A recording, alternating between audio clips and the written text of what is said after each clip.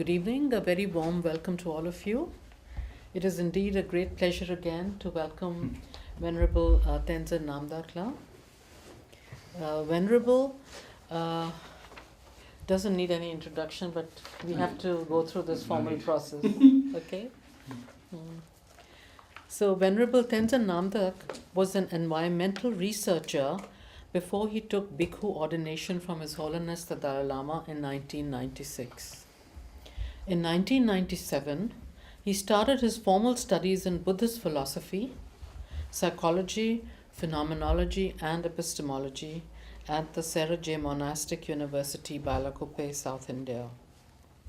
He is now on the verge of finishing his PhD degree, which is the Geshe degree. So I think next time you come here, you will be a full-fledged Geshe. Yeah, full-fledged. Yeah.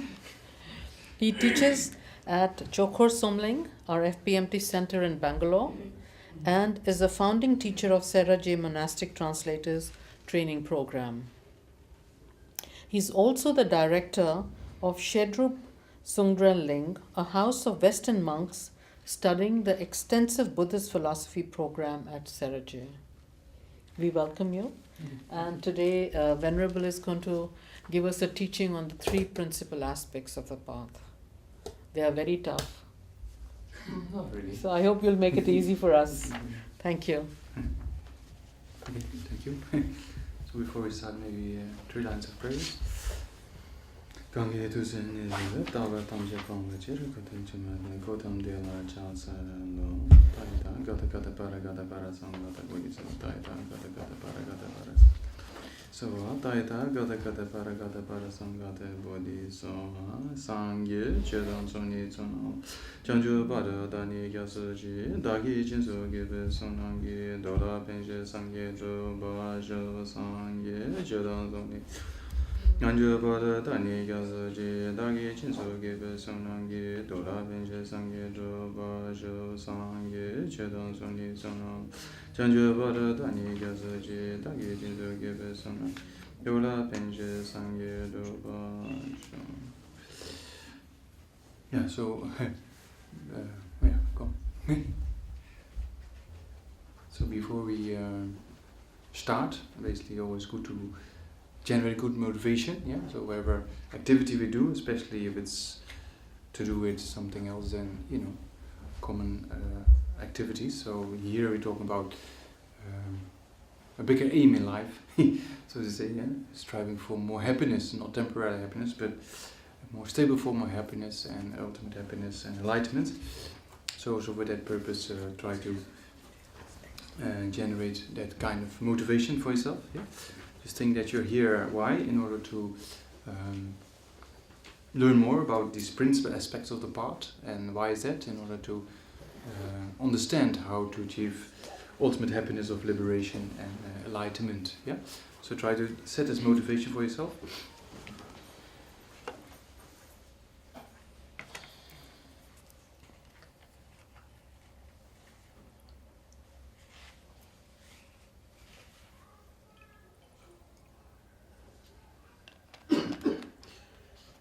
Okay, so who's totally new to Buddhism?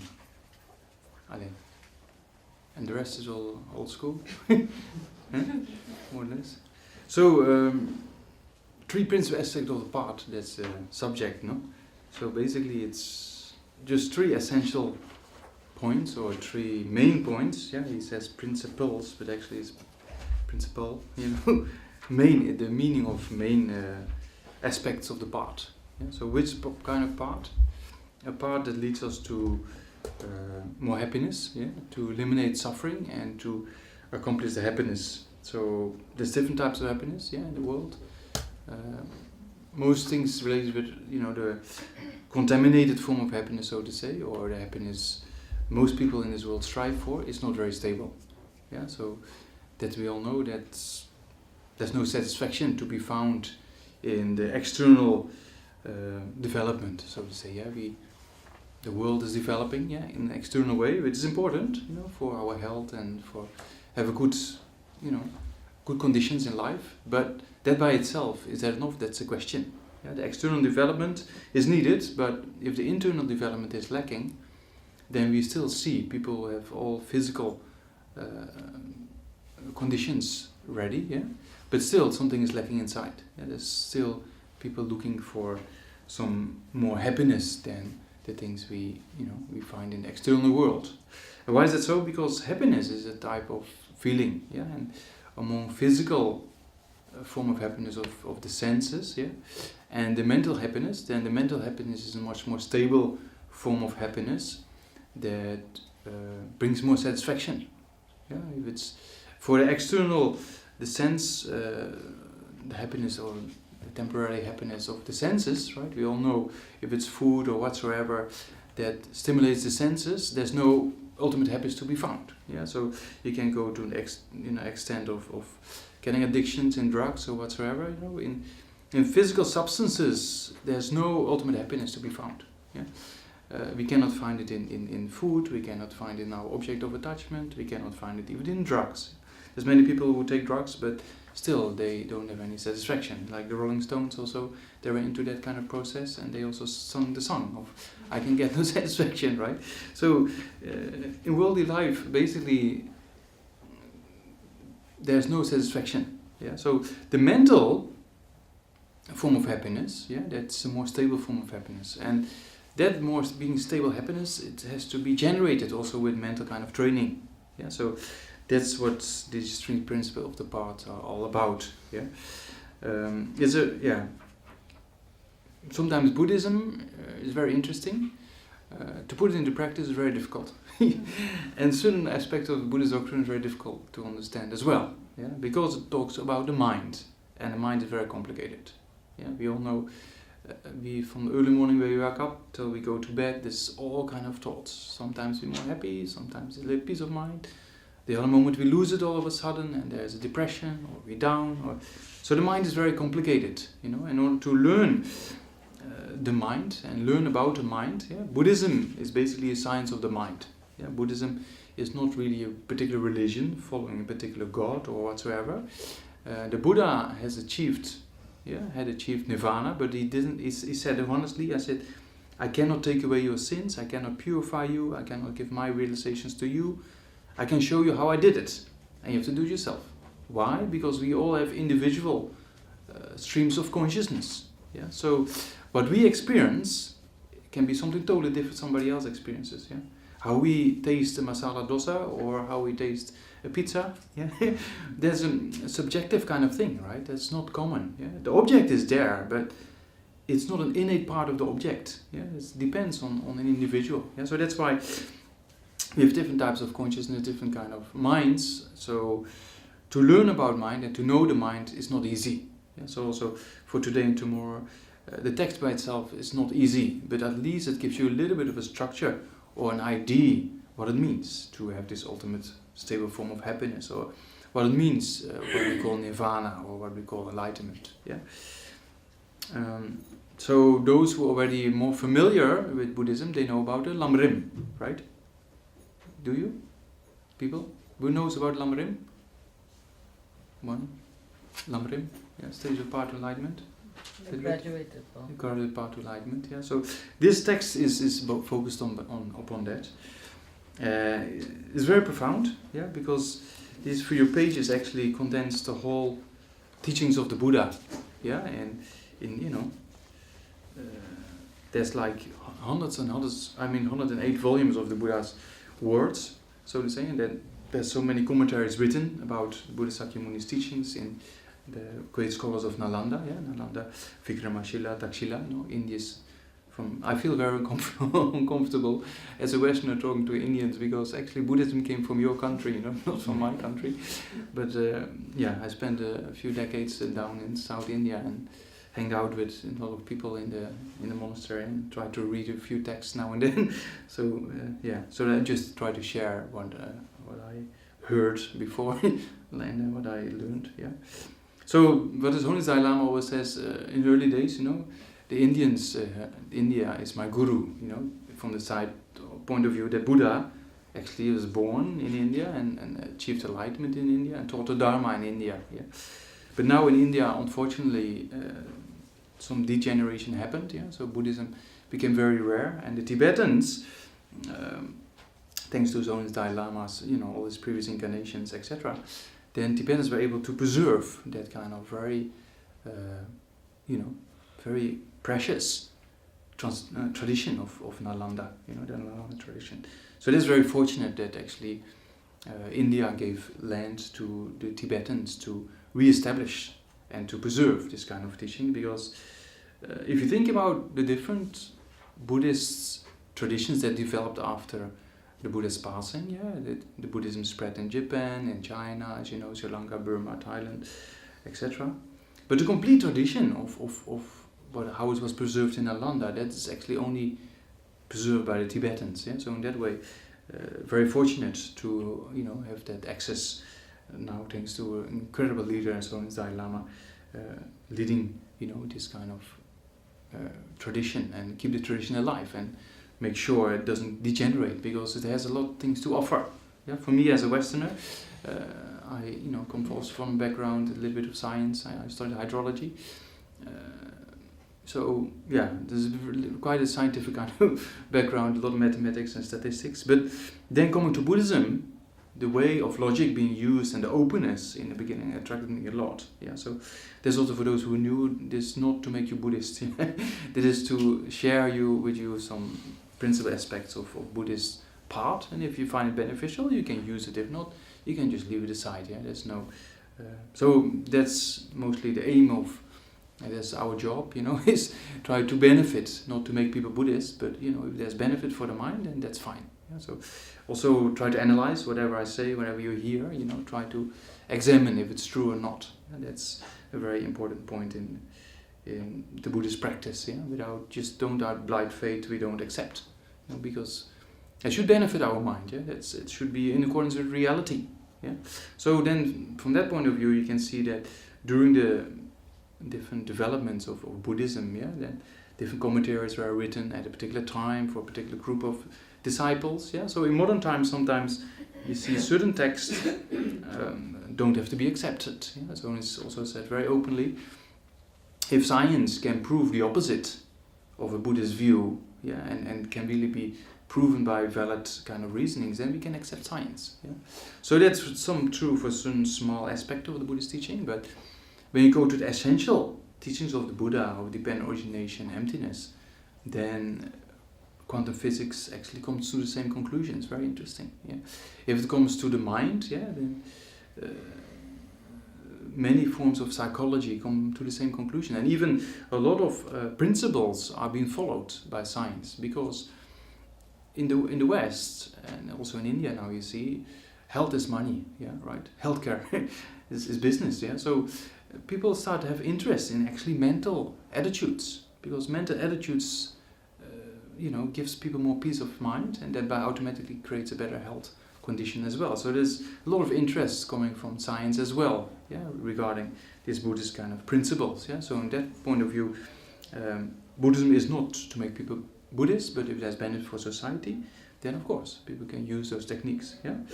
So this particular text, written by Lama Tsongkhapa, is based on Joji Atisha, one of the masters from India, who was invited to Tibet to spread the Buddha Dharma. Yeah? And Tibetans said, we need something easy to understand and easy to put into practice. So then Joji Atisha, he wrote what is called the Lamp of the Path. Yeah? So that became the root text for all other Lamrim texts, or the graduated path to enlightenment. So how do you become a Buddha? That's actually been explained. Yeah? Or how do you achieve nirvana? Or how do you achieve a good rebirth? Yeah? Those aspects have been explained in those graduate stages of the path to enlightenment. Then there's many commentaries written on Atisha's, Atisha's text, and this is one of the shortest one. So it's it's only a few pages. 14 verses. So it's but because it contains the whole meaning of the Buddhist teaching, it's very profound. Yeah? So that also should be known. Then Lama Atisha was an incredible scholar in the time of Nalanda. For example, was Naropa. Maybe you heard of the great pandit Naropa. Then Shantipa and Atisha. They were the three main great scholars at the time of Nalanda at that time. And then this great master Atisha was invited to Tibet. Yeah. And then Atisha, he was not only a great scholar but also a great practitioner. Yeah. So there was also very interesting aspects of the life story. For example, Atisha had a terrible attendant. I mean, from the outside, attendant was always naughty and never respectful and making a mess of things and very difficult to deal with, So then when Atisha came with his attendant to Tibet, then the Tibetan said, "Oh, Atisha, you're such a great master. Let us give you a really nice attendant. Get rid of this Indian attendant of you and we give you a very nice one." And then Atisha said, no. This is my teacher of patience, So that was a kind of real aspect you could see. That's the real essential point of the practice. Yeah. On top of that, also Atisha went all the way to being an incredible scholar. He went all the way to what is now Indonesia.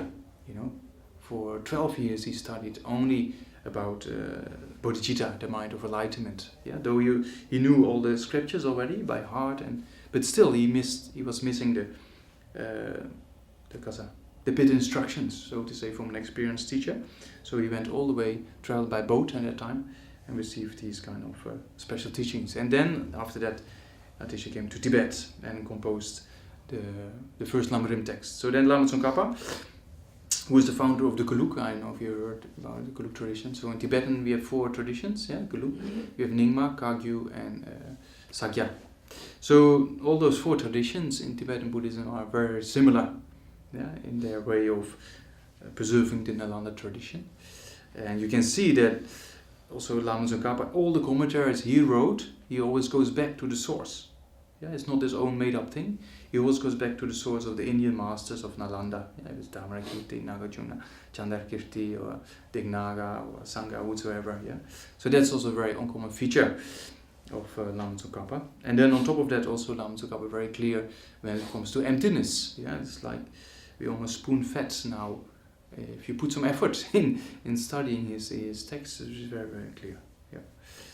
So, the principal aspects of the path came about because one of the disciples of Lama Tsongkhapa asked to have a condensed form, because Lama Tsongkhapa's elaborate commentary is about over 1,000 pages, so you can imagine that takes an average reader some time to go through. So then it was being asked to have a kind of text you can use for daily recitation, and contemplation. So that's why this text was composed. So 3 principal aspects. What are the 3 principal aspects of the path? People already came early and maybe memorized the text already. So what are the 3 principal aspects? And why are they called principal aspects? So renunciation, Bodhichitta, and emptiness.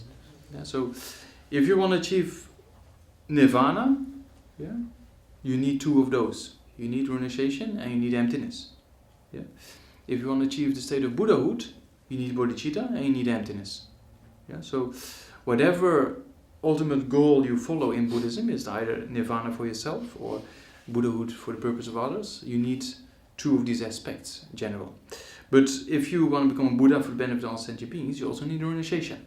Without renunciation, there's no bodhicitta. Without understanding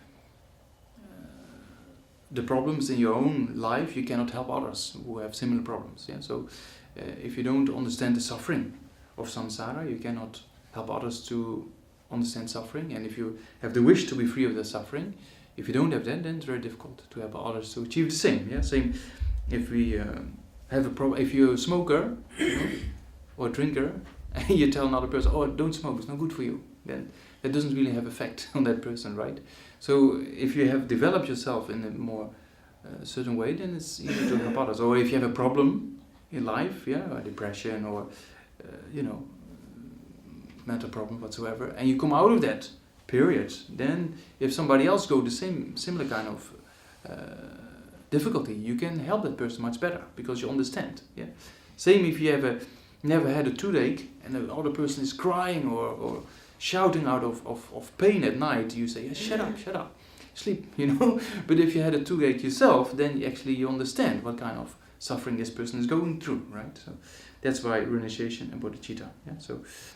So renunciation means a wish to be free of suffering. and not just wish free of suffering, to be free of all suffering, of birth, sickness, aging, and death. Yeah, so we all want happiness and don't like suffering, right? Yeah, everybody in this world strives for happiness and doesn't like suffering. Yeah, so that wish is very strong. As long as we have a little bit of happiness, we want to keep it. Yeah, as long as we get sick, beyond our control, the only thing that comes to mind is getting better.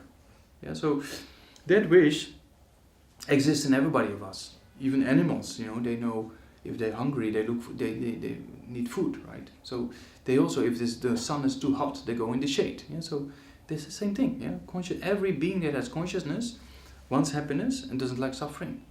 So that's an innate aim in life for every sentient being. But how we create the causes for happiness and create the cause for suffering, most people don't know.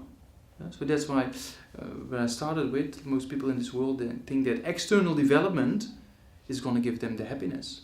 But actually, there's no satisfaction in external objects. Yeah? The senses, some temporary happiness is achieved, but it's like drinking salty water. If you drink salty water, you keep being thirsty. You keep on drinking and drinking, but never satisfied. Yeah. Or you have some itching kind of thing. You try to scratch it. There's a little bit of relief temporarily, but actually on the long term there's more harm than benefit. Yeah? So many things in our ordinary life, most people in this world, they don't really know how to create cause for happiness and how to avoid the cause for suffering.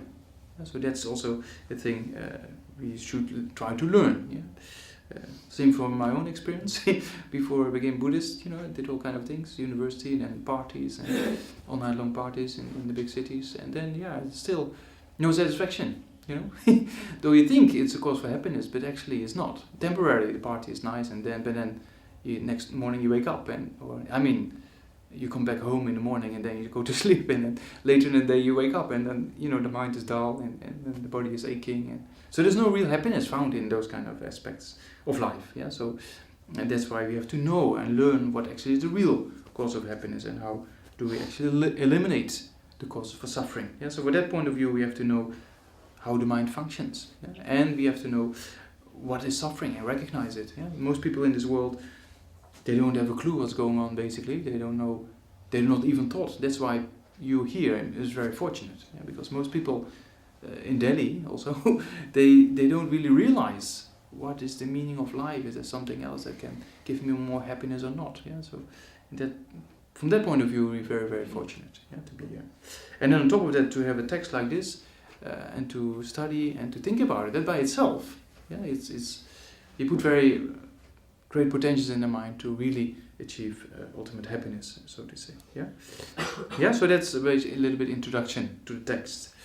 So then, so the text is divided in different divisions. Yeah. So first is paying homage. I bow down to my perfect gurus. Yeah. So that's Lama Tsongkhapa pays respect. So many texts you will see that they pay homage. Yeah. So why is that so? In order to accumulate merit and in order to finish the composition of the text, is one aspect. And the guru is very important. Yeah, even in the Hindu philosophy we see the same thing. Yeah, all the qualities to be gained actually depends on the guru. Yeah? So same in the Lamrim, if you study the grounds, the stages of path to enlightenment, then first the guru devotion, then by depending on correct guru devotion, then the remaining parts have been explained. So the guru is very important, same as a teacher. Yeah, without a teacher, we don't have the access to the information needed. Yeah, if it's the school, if it's your education, we always need to depend on a teacher, right? If it's even worldly benefits. Yeah, so if for spiritual benefit, it's even more important. We need a guide who actually has all the qualities to lead us. Yeah, so that's why it's important to know and examine before we actually engage in a relationship with a teacher. We have to examine. Yeah, that's very important. In the spiritual part. Yeah, so there's a lot of things available, but we also have to examine if it suits us and if it's correct, if it's according to reality, if the teacher has a good motivation, and the teacher is skillful in explaining to us things. So that's why the guru is very, very important. So it's like in the Buddhism they say, like Sankhya Pandita, for example, one of the Sakya masters, the Buddhas, the Buddhas are actually all, we have images, right? The actual Buddhas are actually all around us all the time, because they became Buddha in order to benefit beings.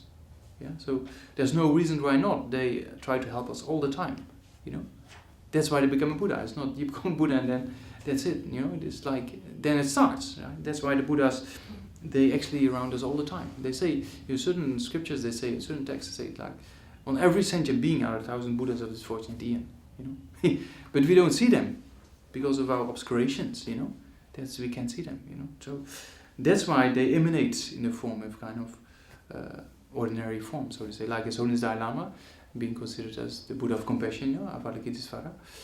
So they take an ordinary form to communicate with us. So kind, because we cannot see Buddhas directly, because of our obscurations. And that's the story of Asanga. You know the story of Asanga?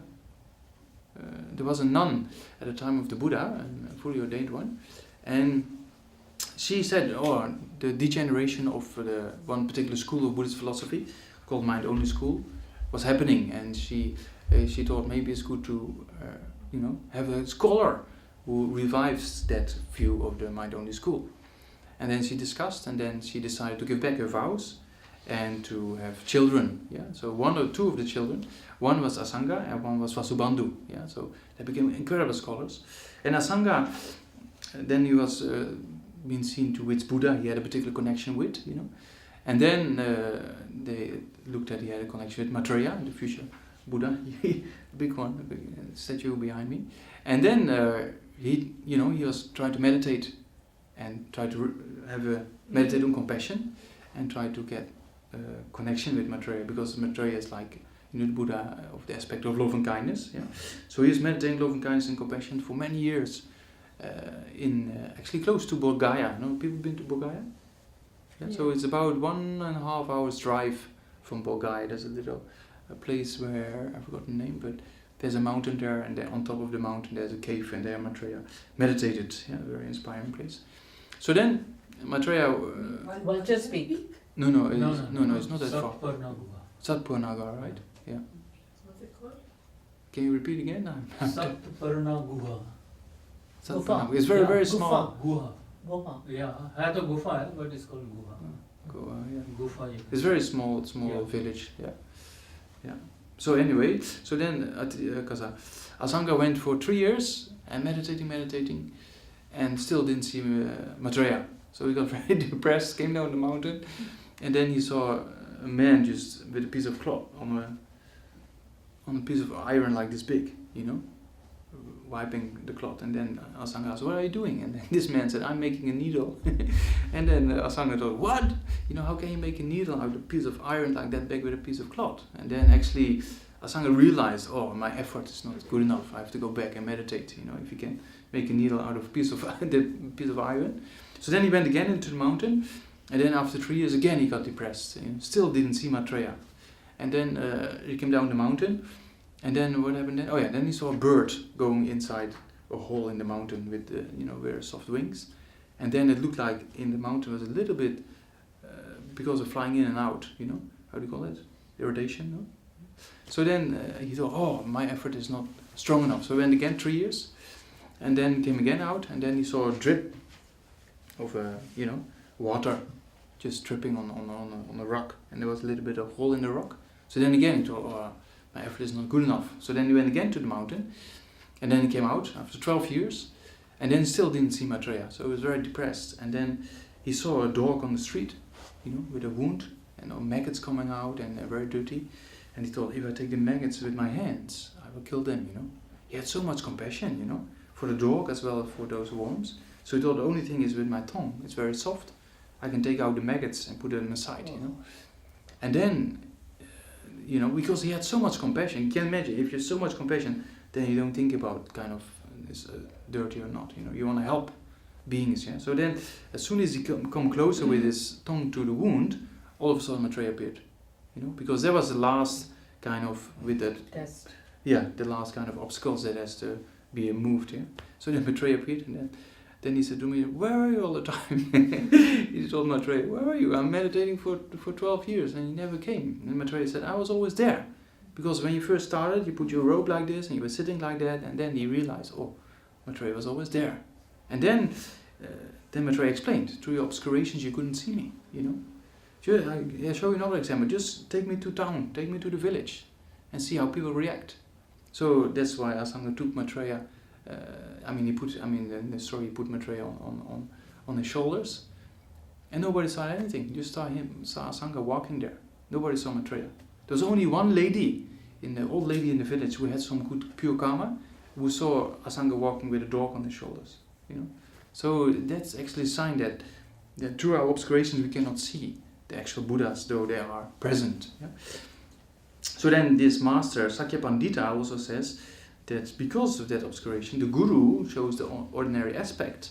Yeah, it's like a magnifying glass. You know, the blessings of the Buddha come through the guru like a magnifying glass to us. Yeah. So there's many stories in the Buddhist philosophy as well as the biographies in the Hindu tradition that the guru is so incredibly important. Yeah, to have a strong relation with the guru, then realizations come very quickly. Yeah, we can see that also in Tibetan tradition as well as the Indian tradition of Nalanda. Yeah, Naropa was one of the greatest scholars and abbot of Nalanda, and then he met Tilopa somewhere in the north in Himachal, and then all the realizations came by correct devotion to the guru. Yeah, so that's also the beginning or the first part or the first aspect of the path to enlightenment. Yeah, dependence on the fully qualified teacher. Yeah, so you have to examine if the teacher has the qualities. Yeah, if the teacher has the knowledge, if the teacher has realizations, etc., etc. So in the Lamrim you can find like 10 different kind of qualities. Yeah, so that's very important.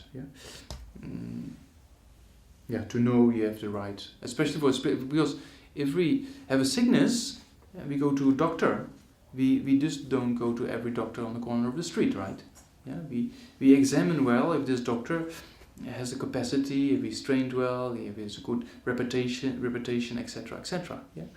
So now we go even further than just a sickness. We go a spiritual path to enlightenment, yeah, liberation and enlightenment. So for that purpose, it's even more important to check the teacher. If the teacher's motivation is not just for money or kind of other kind of worldly things, yeah, it's pure spiritual kind of motivation as well as different other qualities of having subdued the mind and realization, etc., etc. Yeah.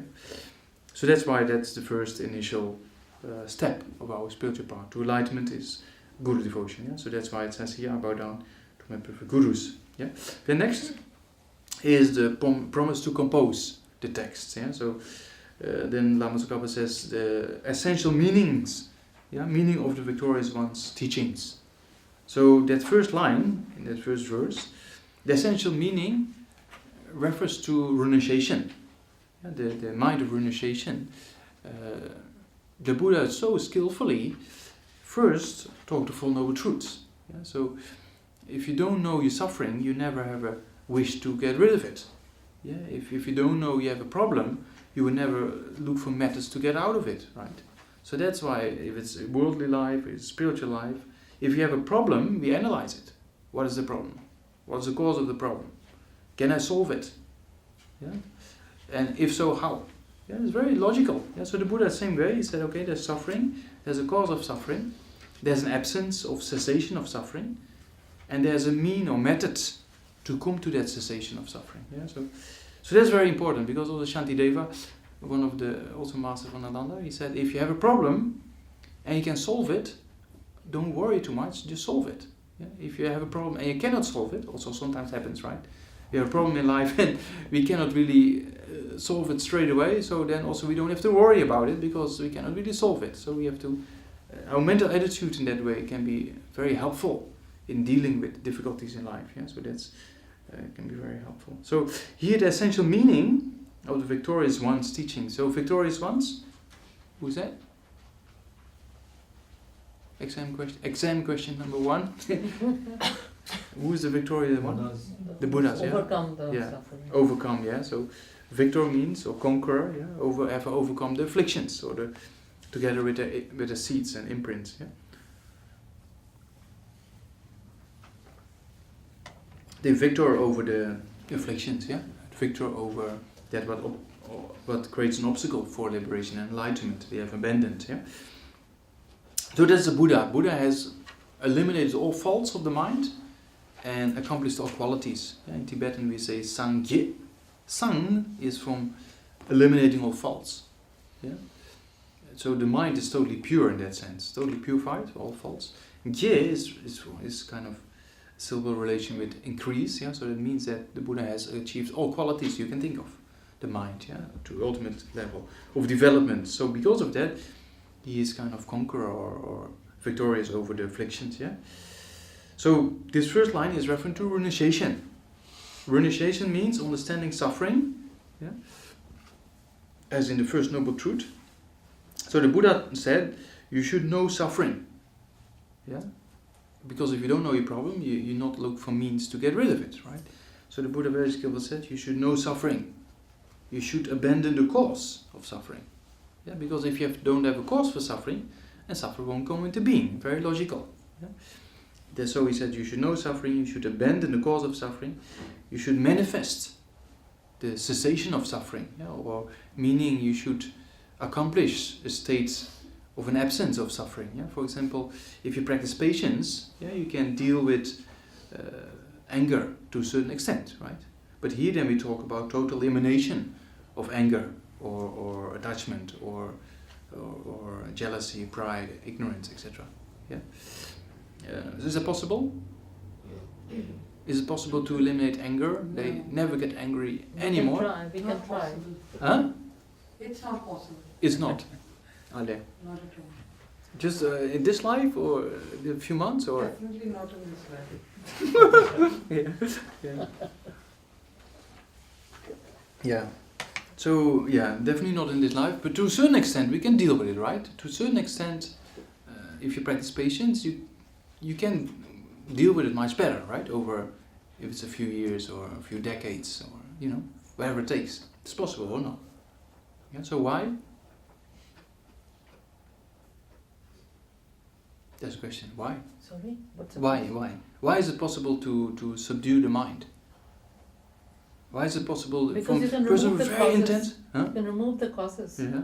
Okay. You can remove the causes. So what are the causes?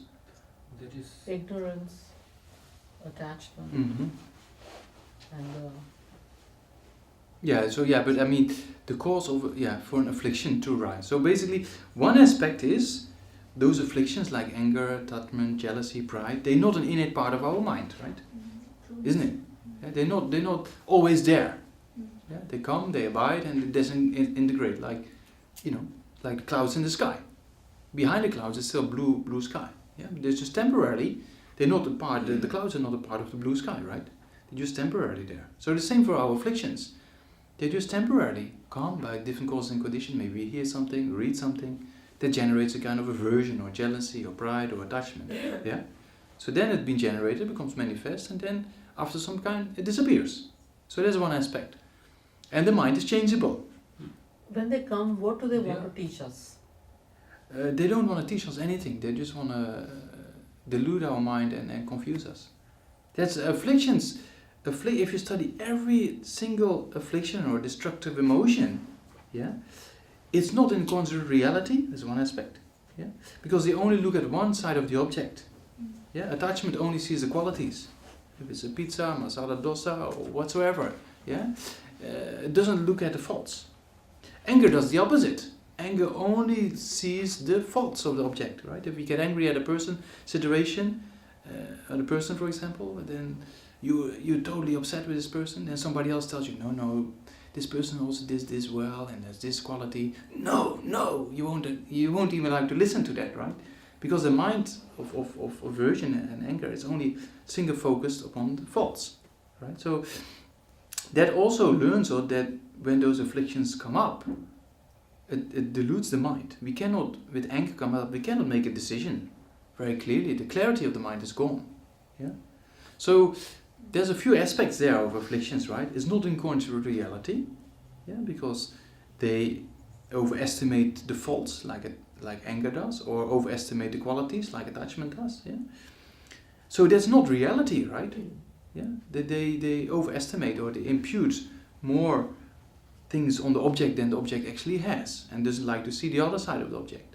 Yeah. So in that way, it's not reality. It's not in accordance with reality.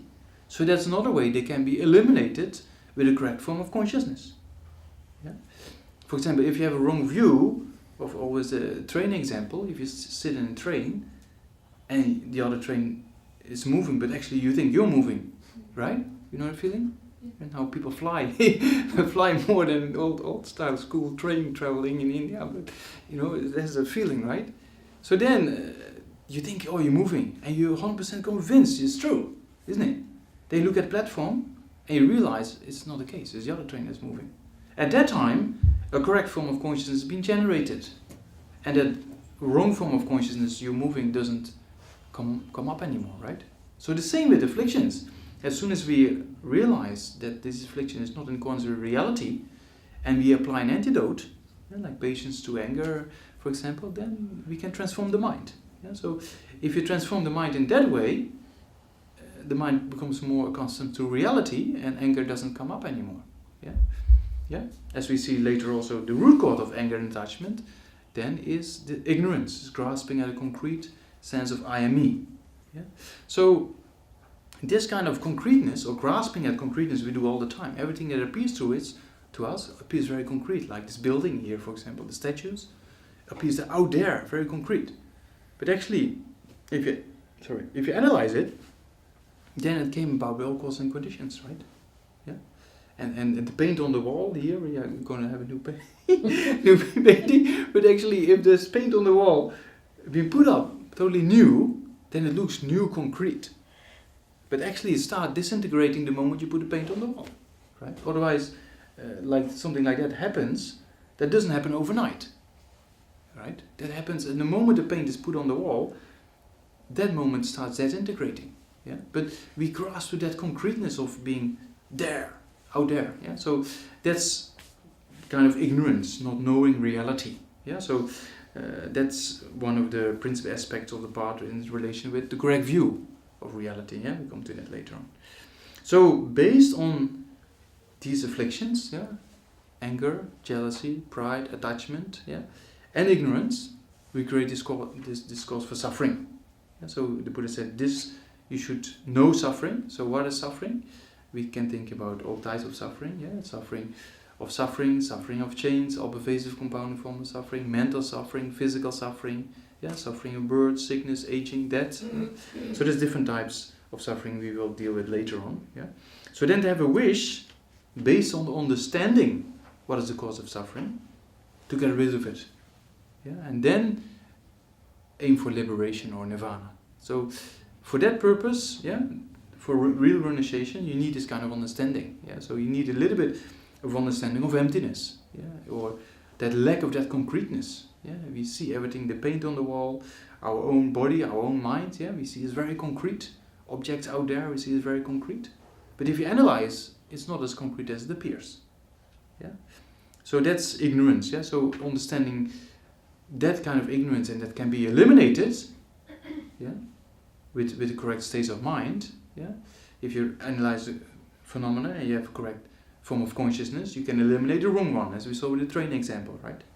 And if you habituate your mind to that process more and more, then it's possible to eliminate afflictions. Yeah? So if you have that understanding, based on that understanding, and then you think, oh, I want to be free of suffering and the cause of suffering, you know, I want to achieve nirvana or liberation, then that's this first line, the essential teachings, yeah, of the Victorious One's teaching. Essential meaning of the Victorious One's teachings, yeah, this is renunciation, yeah. So then, next line, the path praised by all the holy victors and their children.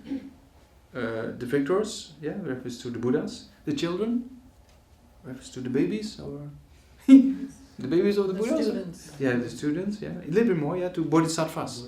Yeah, yeah. Bodhisattva, yeah, the child of the victorious ones. Yeah. Why are they called childs of the victorious ones? The bodhisattvas? Because they will become a Buddha down the line.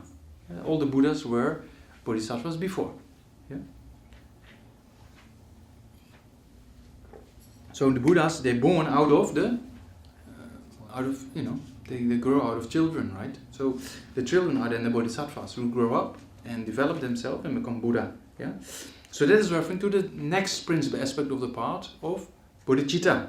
Bodhicitta, yeah? So bodhi is enlightenment, yeah.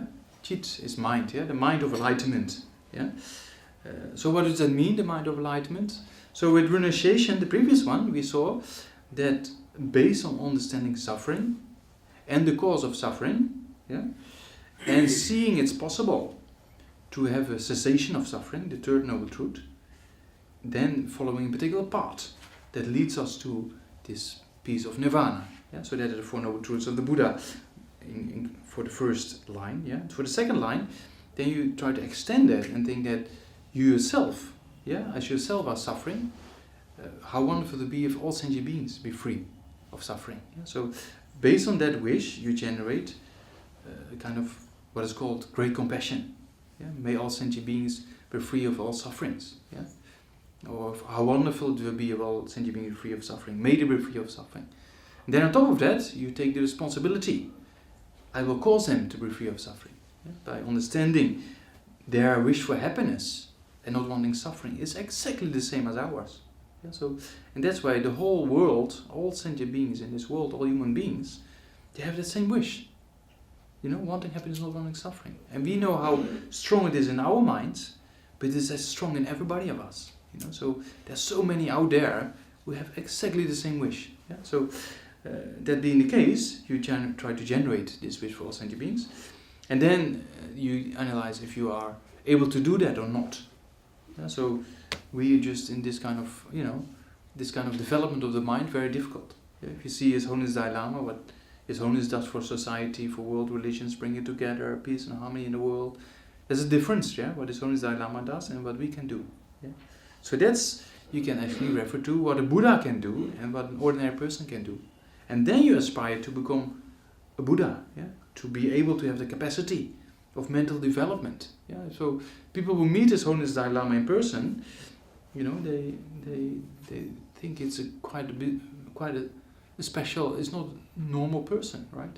So even the hippies, you know, the hippies in Baksu, in Dharamsala, they come down from their all-night long party and drugs, and then they sleep, and then they wake up, and then they meet His Holiness, and they think, wow, they think, His Holiness seems to be such a happy human being, and he doesn't have parties, he doesn't have drugs, you know, it's like amazing. And that's not a physical thing, right? That's a mental development, yeah? So, if you have that kind of capacity, then you can be of real benefit for sentient beings, for others. Yeah? So that's why, based on the wish for every sentient being to be free of suffering, and the aspiration to become a Buddha in order to accomplish that purpose, there's two aspirations there. One aspiration is all sentient beings free of suffering. The other aspiration is to become a Buddha for that purpose. Yeah? So that mind who has those two aspirations is then the second line, yeah? Bodhichitta. Yeah? What we call the path praised by all the holy victors and their children, yeah, because that's the most essential entry or gate, so to say, to Buddhahood. Yeah. So if you don't have that mind, then you can never become a Buddha. Yeah. If you generate that mind, you create causes for enlightenment. Yeah.